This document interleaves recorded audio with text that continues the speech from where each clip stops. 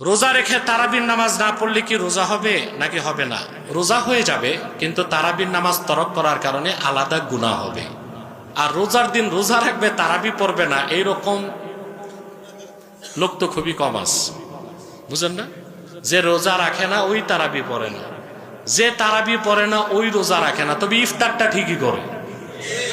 ইফতার ওই যে পুরান ঢাকার একটারে রোজা রাখে নাই, কবে রোজা রাখছেন? কয় না রোজা তো রাখতে না, রোজা রাখছি না।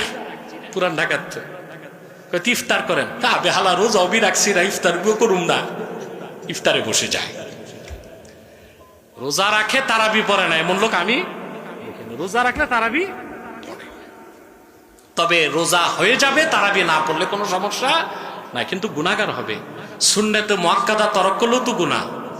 পরিষ্কার ইবনে আবিদিন শামী ফতোয়া শামীতে লিখেছেন, ইয়াসামু বিতারকি সুন্নাতিল মুআক্কাদাতি কাল ওয়াজিব।